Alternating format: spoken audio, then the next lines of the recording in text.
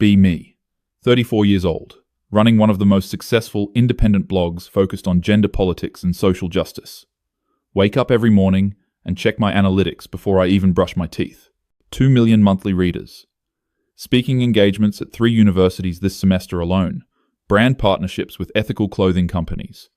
Built this entire platform from nothing over the past 8 years. Started as just another voice in the void, sharing my observations about the world. Now I'm someone people actually listen to. Morning routine is sacred. Green tea, meditation app for exactly 12 minutes, then straight to my laptop. Scan the news for today's content. Some CEO made a tone-deaf comment about work-life balance being easier if you don't have kids. Perfect. Spend 2 hours crafting a thread about how men in power positions consistently fail to understand the structural barriers they benefit from. Each tweet carefully worded to maximize engagement. Learned over the years exactly which phrases make people share, which combination of statistics and personal anecdotes hits hardest.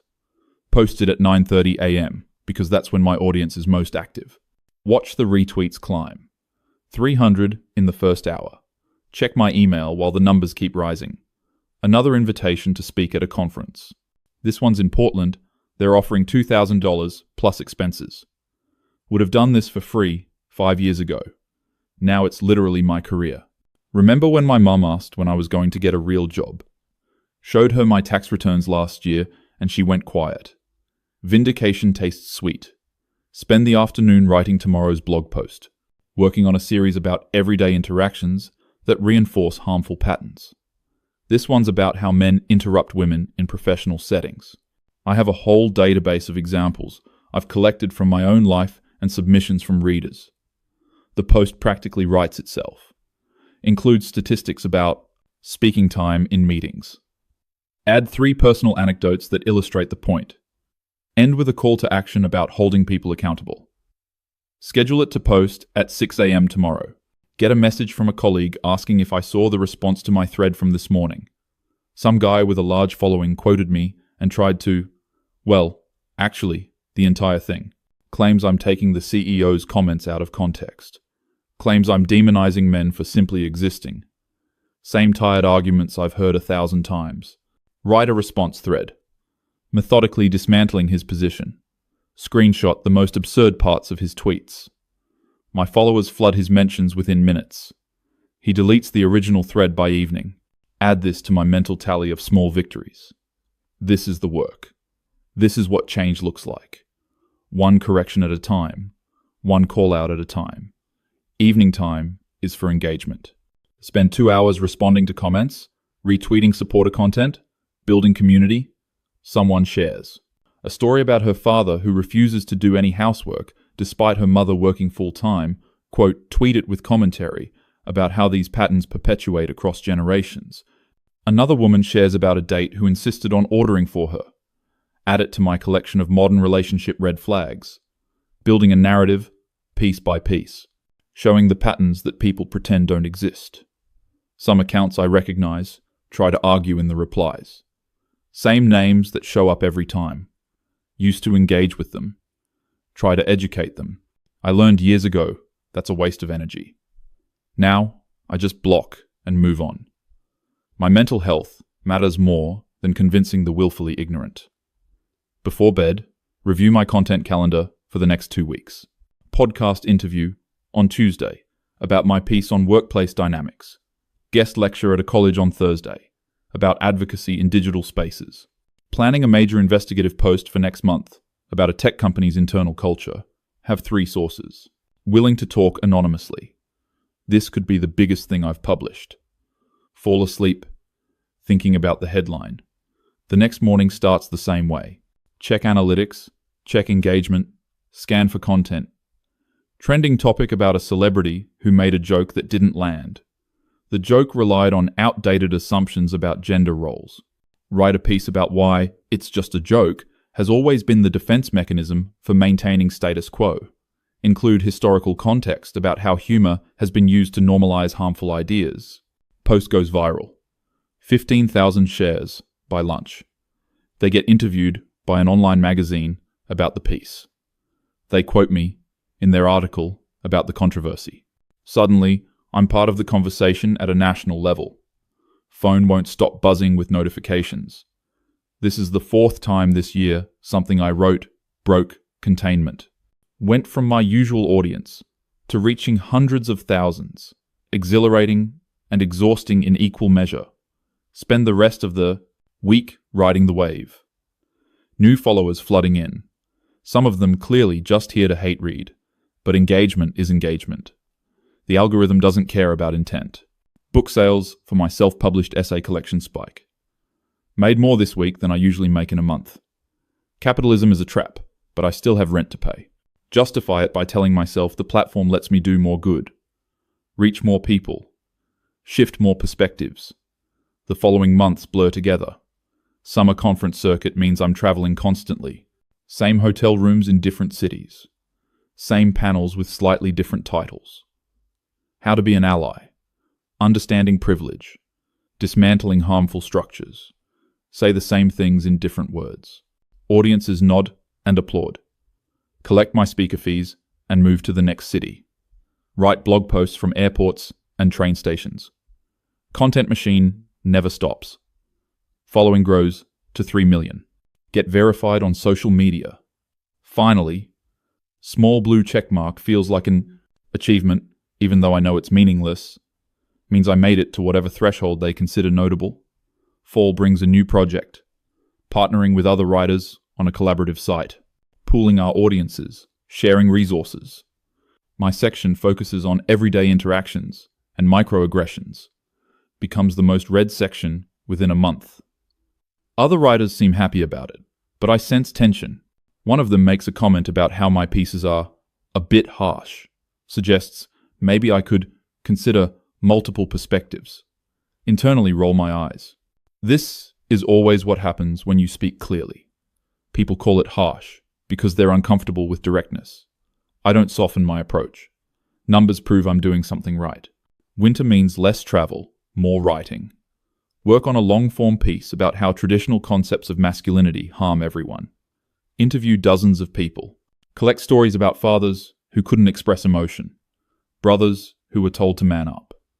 Partners who couldn't communicate vulnerability. Weave it into a narrative about systemic enforcement of rigid roles. Most proud of this piece when it publishes. Feels like my most important work. Reaches beyond my usual audience. Gets shared in spaces I normally don't penetrate. Some men even comment saying, "It resonated." Feels like progress. Double down on this angle. Spend the next several months focused on how these patterns limit everyone, but always making clear where the patterns originate. Always pointing to the root structure. Always naming who benefits from the status quo. Get pushback from people saying, "I'm being reductive." Ignore it. Complexity is often just an excuse for inaction. Year 6 of doing this work. Podcast launches. Weekly episodes. Interview format mixed with solo commentary. Becomes another platform. Another avenue. Same messages in a different medium. Listeners send in their experiences. Read them on air with my analysis. Create this communal space for processing. Feels powerful. Get an email from a man who says, "My work ruined his relationship." His partner started listening to my podcast and realized she'd been accepting unacceptable behavior. She left him. He blames me. Wants me to know I'm destroying families. Delete it, but it sits in my mind for days. Tell myself that if the relationship couldn't survive basic examination, it deserved to end. Tell myself I'm helping people find their voices. Tell myself the anger directed at me is just proof I'm threatening the right people. Mostly believe it. Year 7. Invited to speak at an event alongside people I've admired for years. Activists who have been doing this work since before I knew the language for it. Imposter syndrome hits hard the night before. What if I'm just a blogger who got lucky? What if my analysis is shallow? What if I've been performing radicalism without understanding it? Give the speech anyway. Talk about accountability and patterns and structural change. Audience responds. Enthusiastically. Sell out of books at my table afterward. Woman in her 50s tells me I'm saying what she's thought for decades. Tells me I'm giving voice to experiences she thought were just hers. Remember why I do this. Keep going. Notice something shifting around month 8 of year 7. Harder to find fresh angles. Feel like I'm repeating myself. Audience doesn't seem to notice or care. They want the reinforcement. Want their perspectives validated. Want someone to articulate their frustrations. I'm happy to provide it, but privately, starting to feel hollow, like I'm running on autopilot. Push the feeling down. Productivity doesn't leave room for doubt. Year 8 starts with a controversy. Old post of mine gets recirculated. One where I was particularly pointed about how men socialized in traditional masculinity are fundamentally unsafe. Wrote it after a bad breakup. Published it in anger. Stands out now as harsher than my usual work. People start asking if I still stand by it. Of course I do. Number thing. Say so publicly. Double down, even though something in my chest feels uncertain. Get invited to a debate format event. Initially refuse because I don't believe in debating human rights. Organizer convinces me by framing it as a conversation, not a debate. Other participant is a writer I vaguely know. He focuses on men's issues from what he calls a humanist perspective. Seems like MRA-light bullshit from his bio. Agree anyway, because the fee is substantial, and I'm confident. The week before the event, I actually read his work to prepare, expecting the usual nonsense about reverse sexism and men's rights. Find something more nuanced than anticipated. He writes about male vulnerability and emotional suppression, about fatherlessness and isolation, and suicide rates. Some of it overlaps with things I've said, but he doesn't connect it to larger structures the way I do. Still missing the point, but not as badly as I expected. The day of the event, I'm prepared with statistics and examples, ready to correct his incomplete analysis. We're in front of 300 people. Format is, each of us speaks for 15 minutes, then moderated discussion. He goes first. Talks about his own father, who worked himself to death, trying to provide, never learned to express love, except through sacrifice, would died of a heart attack at 53. Talks about his brother who struggled with depression and isolation. Bought into the idea that men don't ask for help. Eventually did ask for help, but found no resources. No support groups, no awareness, no cultural permission. Attempted suicide twice before succeeding on the 3rd try. Room is silent. He's not crying, but his voice carries weight. He talks about how when he tried to process this publicly, he was told his pain was privileged. He told that men's problems are men's creation, so men need to fix them alone. Told to sit down and listen and make space, which he tried to do, but couldn't find the space for his own grief anywhere. Describes, reading my work specifically, how it helped him understand some things about structural forces, but also how it made him feel like his brother's death was somehow deserved. Like the fact that his brother was male meant his suffering was less important, or worse, that it was karmic justice. Quotes a line from one of my older posts directly, one I barely remember writing. Something about how men's emotions have always mattered more than women's lives. In context, I was talking about how male anger is taken seriously while female fear is dismissed. But he read it while grieving his brother, and it told him his grief was part of the problem. My turn to speak. Have my prepared remarks ready. Statistics about violence and economic disparity and political representation.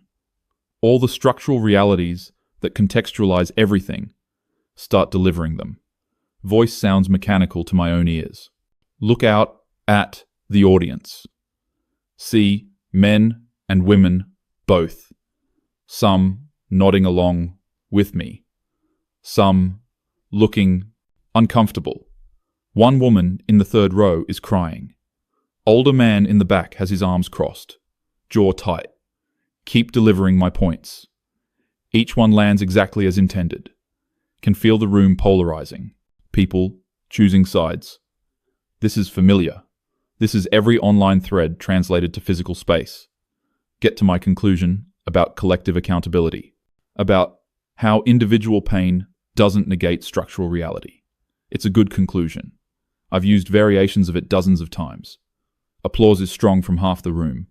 Other half barely claps. Moderated discussion starts. Moderator asks him to respond to my points about structural inequality. He acknowledges all of it. Doesn't disagree with the basic facts. Just asks where individual men who are suffering fit into my analysis. Asks if there's room for complexity. Then, automatic response kicks in. Start explaining how individual exceptions don't disprove patterns. How personal hardship doesn't exempt anyone from their position in larger systems. How men's pain is often weaponized against women's progress. All things I genuinely believe. All things I've said before. But watching his face while I say them, seeing him actually hear me, something feels wrong. He doesn't get angry, just nods slowly and says, "That's what he thought I'd say." Asks me directly if I think his brother's life mattered. "Of course," I say. "All lives matter," he says, with a sad smile. Catches me in the verbal trap. Audience reacts. Some laugh, some gasp. Moderator tries to move on, but I'm flustered. Spend the rest of the discussion regaining ground. Make my points, cite my sources, maintain my position. Event ends to mixed applause. People swarm both of us afterward. My supporters want to tell me I destroyed him. Tell me I stayed strong against manipulative emotional tactics. Tell me not to fall for the tears and personal stories. Structural analysis is what matters. I accept their validation, but feel empty. Watch across the room as people talk to him. See men crying while shaking his hand. See women hugging him. He's not performing for them. Just present. Just listening. Drive home in silence. Phone full of notifications about clips from the event. My followers declaring victory. His followers saying, "I proved his point." Everyone saw what they wanted to see. Lie awake that night replaying it. Keep hearing him ask if his brother's life mattered. Of course it mattered. Never said it didn't. My work has never been about individual lives not mattering. It's about patterns, structures, systems. Individual grief is valid, but it doesn't change the data. Almost convince myself. Next morning, check my email. Message from someone who was at the event. Man, in his 40s, writes that he's been reading my work for 2 years. It helped him recognize some of his own problematic behaviors. He's worked on being better, more aware, more accountable. But last night, he heard me speak and something broke. Realized that in my framework, he'll always be the problem. No matter what he does, his maleness makes him suspect. He's tired of trying to be good enough. Tired of apologizing for existing. Not angry, just defeated. Going to step back from trying. Says thank you anyway for the awareness, even if it came with shame. Delete the email. Sit staring at my laptop. Tell myself he's misunderstanding. That's not what my work says. I've always acknowledged good men exist. Always said this isn't about individual men. Go back through my archives to find examples. Search for posts where I made that distinction clear. Find some. But also find so many where the language is broad. Where men do this and men are that could absolutely be read as all men. Where my anger, justified or not, painted with wide brushes. Tell myself context matters. Tell myself anyone reading in good faith understands. But what about people reading in grief, in confusion, in genuine desire to understand? Spend the day distracted. Supposed to write a new post. Can't. Focus. Keep thinking about that man's brother. About my own brother, actually. He haven't thought about him in years in this context. He's one of the good ones, I've always told myself. But what does that mean? Good compared to what? Good despite being male. Good as an exception. Call him for the first time in months. Just to talk. He's surprised, but happy to hear from me. Asks about my work. I deflect. Ask about his life instead. He talks about his job, his partner, his friends. Mentions struggling with anxiety. Says he finally started therapy. Took him years to go, because he felt like he should be able to handle it alone. He felt weak for needing help. I ask why he felt that way. He laughs. Says, the usual guy stuff. Not allowed to have feelings. Supposed to be strong. All that. Asks if I remember Dad. Of course, I remember Dad. He was terrible at emotions, my brother says. Loved us, but had no idea how to show it, except by working constantly. Came from his dad, apparently. Same. Pattern. My brother is trying to break it. Trying to be different. It's hard, though, because there's no model. And when he looks for resources, or community, it's either toxic masculine stuff about being alpha, or spaces where he feels like he's inherently the villain. He says this casually, not accusatory. Doesn't know the second category describes my work. Or maybe he does, and he's being kind. We talk for an hour. After hanging up, I sit in silence. My brother is a good person, genuinely kind, working on himself, trying to break cycles, and he feels like there's nowhere for him. Try to write that night. Start a post about the importance of maintaining boundaries, about not letting individual stories distract from systemic realities. Get 3 paragraphs in and stop. It feels like I'm trying to convince myself. Week passes. Can't shake the feeling. Go through my most popular posts. Read them as if I'm my brother. As if I'm that man whose brother died. As if I'm any of the men who wrote to me over the years. The angry ones I dismissed as fragile. The hurt ones I categorized as missing the point. The defeated ones I saw as casualties of necessary discomfort. Read my own words. Telling them their socialization makes them unsafe. Their gender makes them suspect. Their pain is less important because of their privilege. Each individual claim I could defend, could contextualize, could explain.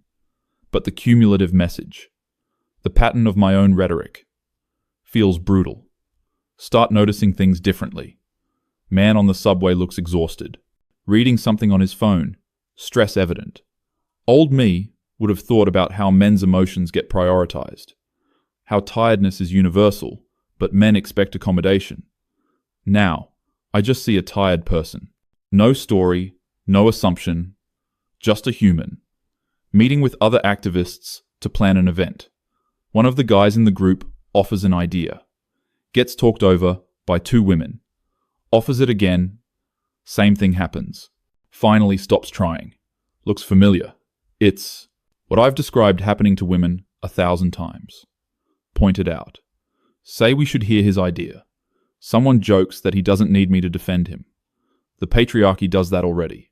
Everyone laughs. He laughs too, but leaves the meeting early. His idea never gets heard. Month passes. Still writing, still posting. But everything feels different. Second-guessing every sentence.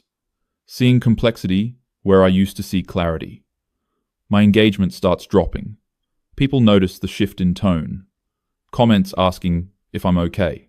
Some accusing me of softening, of being influenced by male tears, of losing my edge. Try to course correct. Write something with the old fire. Piece about accountability and calling out harm. Feels performative. Post it anyway. Comments are enthusiastic. This is the content we need. Don't let them silence you. Stay strong. Feel like a fraud. Get contacted by a journalist working on a story about online activism. Wants to interview me about building a platform. About sustaining advocacy work. Agree, because it's good publicity. Interview happens over video call. She asks standard questions about my origin story. What radicalized me? What keeps me going? Answer on autopilot. Then she asks if I ever worry about the impact of public callouts. Whether shaming is an effective tool for change. Freeze. Hear myself saying all the right things. About how comfort is the enemy of growth. How people who cause harm need to be held accountable. How silence is complicity. She's nodding and typing. But I'm listening to myself and hearing something else. Hearing years of justified anger. years of valid frustration, turned into a weapon, used broadly, used constantly, used against people who maybe didn't deserve it. Interview ends. Sit staring at the screen after she's gone. Open my blog dashboard. 8 years of posts. Hundreds of thousands of words. How many of them were precise and necessary? How many were just anger looking for a target? Spend hours reading? Randomly. Find good work. Thoughtful analysis. Important points. Necessary conversations. But also find cruelty. Find assumptions. Find lack of charity. Find exactly what I've always criticized, just aimed in a different direction. One post about a news story. Man falsely accused of harassment. Accusation later recanted. My take at the time was that false accusations are statistically rare, so this doesn't change anything, which is true. But I didn't say anything about him, about that specific person whose life was damaged. Just used his story as a data point. Another post about a study on workplace behavior. Used it to make claims about male entitlement. Comments full of men trying to explain their own experiences. I dismissed all of them. Told them their individual experiences don't disprove data, which is true. But I was doing the same thing, using data to dismiss individual experiences, just when it suited my narrative. Feel sick. Physically sick. What have I been doing? Who have I been hurting? Told myself it was necessary. Told myself it was justice. Told myself the targets were structures, not people. But structures are made of people. And people were reading my words. People were being shaped by them. And that man who emailed saying he's giving up trying. How many others like him? Quietly reading. Quietly internalizing. Quietly learning that they're fundamentally broken. That their efforts will never be enough. That their gender makes them suspect. Think about the event again. The man talking about his brother, how my work made him feel. His grief was invalid. Never meant that. Never wanted that. But intent doesn't erase impact. Taught that principle to my audience 1,000 times. When does it apply to me? Don't sleep that night or the next. Keep thinking in circles. Try to find the flaw in my reasoning. Try to get back to the certainty. Can't find it. The foundation cracked, and now I can't unsee it. Week later, force myself to write. Need to process this. Somehow. Start a post trying to articulate the nuance. How structural critique is valid, but individual application is complex. How patterns are real, but people are more than patterns. Read it back, and it sounds like apologism. Like I'm making excuses. Delete it. Try again. Same result. Can't find language that holds both truths. That systems are real, and people are individuals. That critique is necessary, and grace is necessary. That gender shapes experience, but doesn't determine worth. Spend 2 weeks barely posting. Audience notices. Messages asking what's wrong. Some supportive, some demanding, some accusing me of selling out, of being compromised, of abandoning the work. Sit with my laptop open to a blank post for hours. Cursor blinking. Need to say something. Need to be honest. But honesty means admitting I've been wrong. Means acknowledging harm. Means losing the platform I built. Losing the community. Losing my identity. This work has been everything for 8 years. It's my career, my purpose, my social life. Who am I if I'm not this? Another week passes. Get invited to speak at an event next month. Topic is about maintaining conviction and advocacy. Accept the invitation. Spend days preparing. Every draft feels wrong. Can't give the speech they're expecting. Can't perform certainty. I don't feel. 3 days before the event, withdraw. Cite health reasons. Not entirely a lie. Haven't been sleeping. Barely eating. Apartment is a mess. Can't focus on anything. Just this gnawing awareness that I've caused harm. Hurt people I never meant to hurt. Simplified people I should have seen as complex. Mom calls, asks how I'm doing. Hear myself say, I'm fine. She doesn't believe me. Asks what's really going on. Try to explain. Stumble through it. My work, my platform, realizing I've been wrong about things. She's quiet for a long time. Then asks if I remember when I was in high school. I had that teacher who humiliated students he thought weren't trying hard enough. I hated him. Came home crying more than once. Swore I'd never be like him. Never use power to make people feel small. Mum asks quietly if I kept that promise. Can't answer. We sit in silence on the phone. She tells me it takes courage to recognize when you've gone too far. More courage to admit it. Hang up and cry for the first time in years. Not elegant crying. Full breakdown on my kitchen floor. For the people I hurt. For the certainty I lost. For the version of myself I have to let go of. Next morning, open my blog. Start writing. Not planned, not drafted, just raw. Write about the event with the man whose brother died. About reading my own words through different eyes. About realizing that structural critique became personal attack. About how I generalized when I should have specified. About how I dismissed pain I should have acknowledged. Write about my brother. About the men who wrote to me over the years. The ones I categorized as fragile or resistant, when maybe they were just a hurt. Write that I was wrong. Not about everything. Structural inequality is real. Patterns of harm are real. The need for accountability is real. But I was wrong to treat individuals as symbols. Wrong to use my platform for shame instead of education. Wrong to assume the worst. Wrong to generalize all men as oppressors. Wrong to confuse my anger with justice. Write until my hands hurt. Read it back. It's messy and vulnerable and completely different from my usual work. Shows doubt where I usually show certainty. Shows regret where I usually show righteousness. Publish it before I can change my mind. Step away from the computer. Can't watch the reaction in real time. Go for a walk.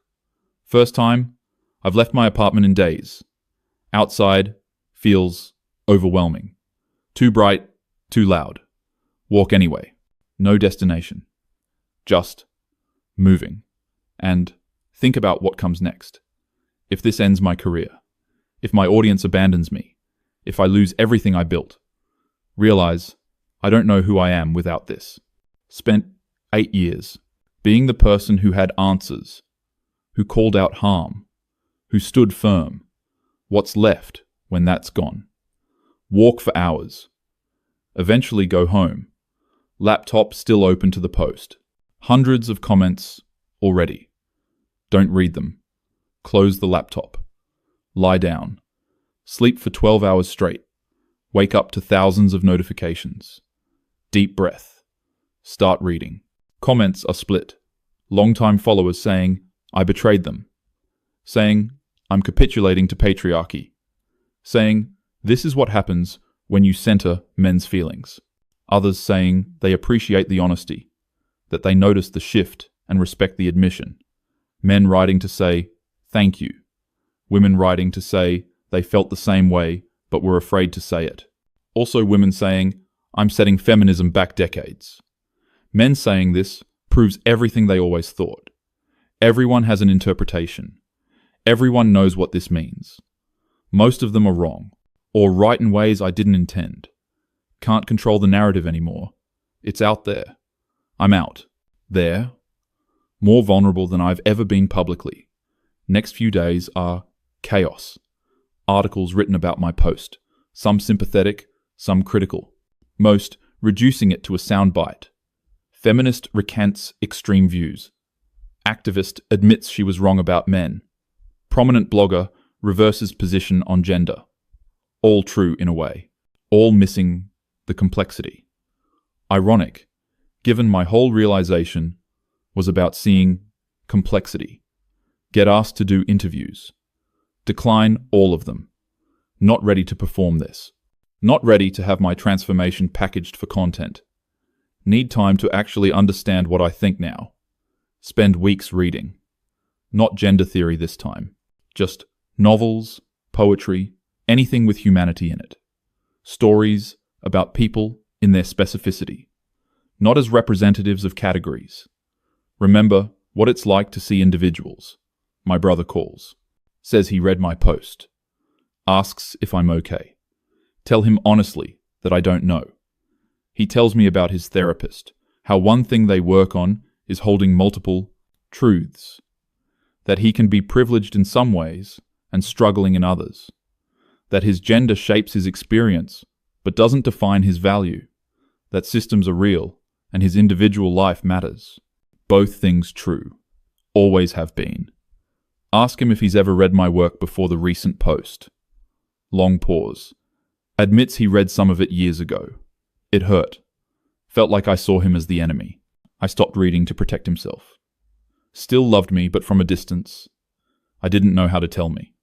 Apologize. Really apologize. Not the performative kind I've written 100 times. Genuine recognition of harm I caused someone I love. He's quiet, then says he forgives me. Says he's proud of me for the post. Knows it couldn't have been easy. Cry again after we hang up. Different tears this time. Month passes. Post less frequently. When I do write, it's different. More questions. Fewer declarations. More nuance. Less certainty. Engagement drops. Lose about 30% of my followers. The ones who wanted the old content. The ones who needed the enemy clearly defined. Surprising numbers stay though. Some say they appreciate the evolution. Say they were feeling similarly but couldn't articulate it. Build a different kind of community. Smaller but more thoughtful. Get an email from the man who spoke at that event. The one whose brother died. Says he read my post. Thanked me for it. Says it doesn't fix everything, but it matters. Offers to talk sometime if I want. Not as opponents, but as people trying to figure this out. Except, we have a video call. Awkward at first, but end up talking for 2 hours. About grief and anger and the stories we tell. About how pain makes us simplify. Makes us look for someone to blame. Makes us tribal. Both of us did it in different directions. Both of us hurt people. Both of us trying to do better. End the call feeling less alone. Keep writing. Keep evolving. Keep sitting with discomfort.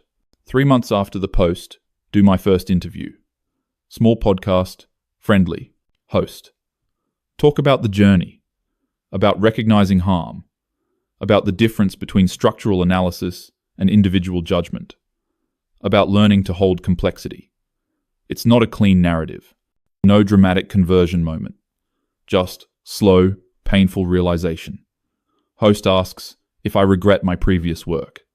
Think about it carefully. Some of it, yes. The cruelty, the generalizations, the lack of grace. But some of it was necessary. Naming patterns is important. Holding systems accountable matters. I just lost the balance. Let anger become identity. Let righteousness become weapon. Say all this on the podcast. It airs and gets shared widely, more than my recent posts have been. People hungry for this conversation, apparently. Hungry for someone to model uncertainty, to show evolution, or maybe just hungry for drama. Hard to tell sometimes. 6 months later, working on a book, not a manifesto this time, more like collected essays, holding the tension between structural reality and individual humanity, between necessary critique and necessary grace, between anger and empathy. Don't know if anyone will publish it, don't know if anyone will read it, write it anyway. Need to process this for myself. Need to document the journey. Need to offer something better than what I built before. Think about that woman at my speech who told me I was giving voice to her experiences. I hope she's okay. I hope my evolution doesn't feel like betrayal, but also can't live for her approval anymore. Can't live for anyone's approval. Have to figure out what I actually believe. stripped of performance, stripped of platform. Just me and the questions. Year after the post, analytics show I'm back to about half my peak audience. Different demographic though. Less ideological warriors. More people genuinely wrestling with questions. Engagement is deeper, even if it's less viral. Conversations, instead of battles. Okay with this. Better than okay. This is what I needed. What the work needed. Get a message from. Someone who read my old work, and it changed her life. Helped her leave an abusive relationship, and gave her language for her experience. She's concerned. My new position means I'm saying abuse isn't real, that I'm backing down from protecting women. Write back, carefully. Explain that recognizing individual men's humanity doesn't erase violence against women, that holding complexity doesn't mean abandoning protection, that I can acknowledge I overgeneralized without reversing entirely. She seems satisfied, but I sit with the exchange for days. This is the tightrope now, honoring past truth while acknowledging past harm. Neither erasing what I got right nor defending what I got wrong. Exhausting, necessary. Some days want to give up. Delete everything, start over with a new name, write about gardening or travel or anything but this. But that feels like abandonment, like causing harm then running from accountability. So, I stay. Keep writing. Keep evolving. Keep sitting with the discomfort of being publicly wrong. Of changing my mind where everyone can see. Year and a half later, invited back to the university where I spoke before. Different event. Different topic. Evolving perspectives in activism. Accept nervously. Prepare for weeks. Speech is about intellectual humility. About the dangers of certainty. About how the same tools that fight oppression can become oppressive. About learning to see people instead of categories. Deliver it to a half-full room. Used to pack auditoriums. Now it's maybe 100 people. Most of them students. Question period is intense. One student asks if I'm saying feminism is wrong. Explain carefully that I'm saying I did feminism wrong. That critique, without humanity, is just cruelty. That movements need both conviction and doubt. Another asks if I was pressured to recant by men's rights activists. Almost laugh. To explain that the pressure came from within. From recognizing the distance between my values and my actions. From seeing harm I caused. Older woman in the back, maybe a professor, asks what I'd say to my younger self. Think about it. Would say that anger is valid, but not sufficient. That being right about structures doesn't excuse being wrong about people. That the work matters, but how you do the work matters more. Would say to listen more. Assume less. See complexity as wisdom, not weakness. Room is quiet. Feel exposed, but also free. This is the truth. Messy and incomplete, but mine. Afterward, several students want to talk. One of them, young man, maybe 20, says his older sister used to read my blog religiously. Quotes my stuff all the time about toxic masculinity. Made him feel broken, like something was fundamentally wrong with him for being male. I started to believe it. Got depressed, isolated, and then read my recent work. Helped him see he's not inherently damaged. That he can work on harmful patterns without accepting that he's harmful. Starting to rebuild. Wanted to say thank you in person. Hug him before I can think about it. Feel him crying against my shoulder. 20 years old and carrying this weight. Weight I helped put there. Tell him I'm sorry. So sorry. He says it's okay. I say it's not, but I'm trying to do better. He nods and leaves. Sit in the empty auditorium after everyone's gone. Think about all the young men who read my work over the years. The ones who internalized it. Who tried to be better but felt like they could never be good enough. The damage I did in the name of justice. Cry again. Seems like I'm always crying now. Maybe that's appropriate. Maybe that's what I needed. To feel, instead of just analyze. to hurt for the hurt I caused, to carry the weight, drive home in the dark. Past construction workers finishing a late shift, group of men in hard hats, exhausted. Old me would have had thoughts about labor and gender, about who does dangerous work and why, about structural patterns, all still true. But tonight, I just see tired people, people with lives and families, and struggles I know nothing about. People who are more than symbols, more than data points, just people, same as everyone, same as me. Get home and open my laptop, read a submission in my inbox. Woman writing about her son. He's 15, struggling. Found my old blog posts, and they confirmed his worst fears about himself, that he's inherently toxic, that masculinity is poison, that he should suppress who he is. She's watched him withdraw, stop engaging, go quiet. She's scared, begging me to write something for boys like him, something that acknowledges their humanity. Write back immediately. Tell her, I'll try. Spend the next week working on a post, writing to that 15-year-old boy, to my brother, to the man whose brother died. To every person I flattened into a category. Write about how patterns are real, but people are individuals. How working on harmful behaviors doesn't mean you're inherently harmful.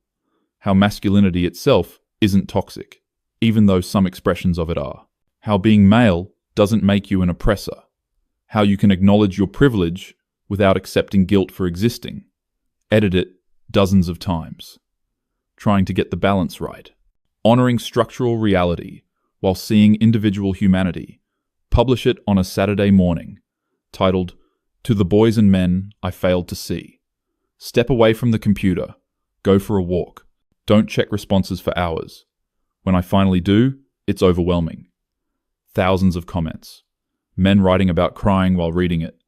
Mothers sharing it with their sons. Women saying they needed to hear this for the men in their lives. Also, plenty of criticism. Accusations of backsliding, of pandering, of letting patriarchy win. Some of my oldest followers saying goodbye, saying, I'm not the voice they need anymore. Watch the community split in real time. Painful, but also clarifying. This is the cost of evolution. This is what growth looks like. Losing people who need you to stay the same. Next few months, settle into a new rhythm. Smaller platform, different focus. Less viral moments. More meaningful exchanges. Write about navigating complexity.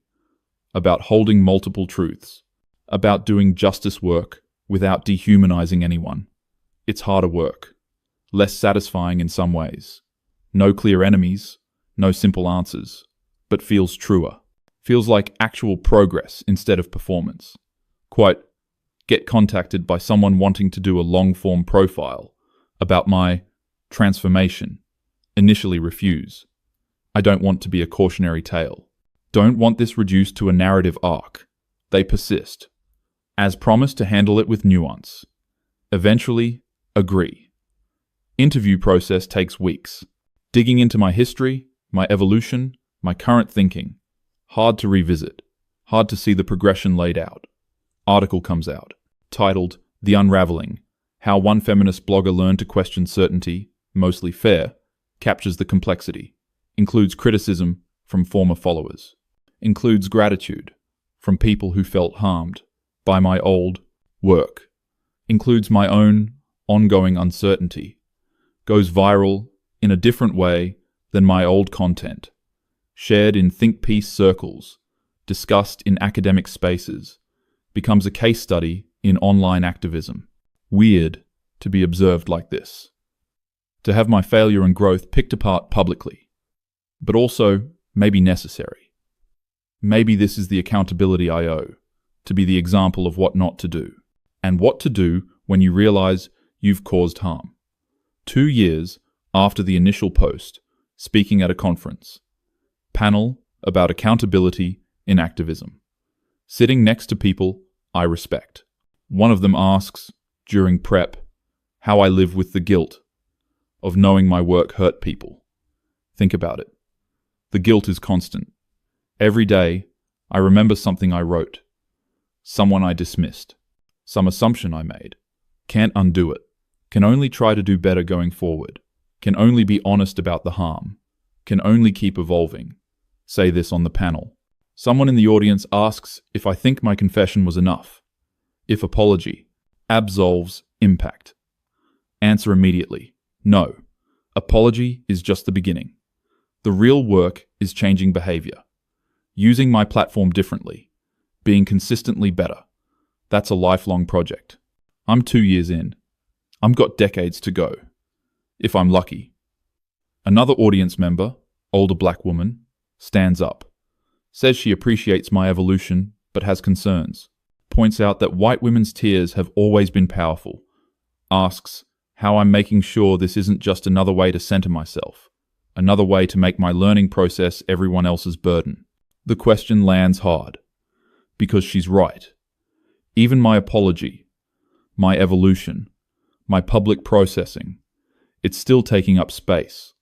Still asking people to witness and validate my growth. Thank her for the question. Admit I don't have a good answer. Still working on that. Still learning to step back. To do the work without demanding recognition for it. She nods. Doesn't look entirely satisfied, but acknowledges the honesty. Panel ends. Feel shaken. Realize how much further I have to go. How my blind spots have blind spots. Evening alone in a hotel room. Reflecting on the day. Think about where I started. That morning 8 years ago. Checking analytics. Measuring my worth in engagement. Performing certainty. Building a platform on righteous anger. Think about where I am now. Smaller platform. Less certainty. Trying to do right by people instead of being right. Still failing. Regularly. Still learning. I don't know if this counts as success. Lost most of my following. Lost my clear identity. Lost my sense of purpose. But gained something harder to measure. Gained actual relationships with people I used to see as categories. Gained intellectual humility. Gained the ability to hold complexity. Gained my brother back. Gained sleep at night. Mostly. Open my laptop. Draft of tomorrow's post. About the limits of ideology. About staying human while fighting systems. About how the tools of liberation can become tools of harm. Read it over. It's good. Not viral good. Not righteously angry good. But true good. Honest good. Publish it. Close the laptop. Lie in the dark. Think about that 15-year-old boy. Hope he's okay. Hope my new work reaches him. Hope he knows he's not broken. Think about all the boys and men I taught to see themselves as problems. Carry that weight. We'll carry it. Always. That's appropriate. That's what accountability means. Not performing guilt, but actually changing. Actually doing better. Actually seeing people fall asleep. Wake up to modest engagement on the post. Couple hundred shares. Dozen thoughtful comments. No viral moment. No controversy. Just people engaging with ideas. This is enough. This is better. Years of building a platform taught me how to reach people. 2 years of unraveling taught me what's worth saying. Combination of both is the work now. Slower, smaller, more careful, more human. To check my email. Note from that mother whose son read my old work. Says she shared my recent post with him. They talked for hours. Really talked. First time in months. He's still struggling, but feels less alone. Feels less inherently broken. She thanks me. Says this is what she needed from me all along. Not anger on her behalf, but humanity for her son. Close my eyes. Breathe. This is why. This is the work. Not perfect. Never will be. But better. More honest. More whole. Took 8 years to build something on certainty. Took 2 years to begin rebuilding on doubt. Will take the rest of my life to get it right. If I'm lucky. If I stay humble. If I keep listening. if I keep seeing people. Not categories. Not symbols. Not representatives of systems. Just people. Complex and flawed, and worthy. Like me. Like everyone. Open a new document. Start writing. Not for an audience this time. Just for me. Processing. Learning. Growing. The cursor blinks. I begin.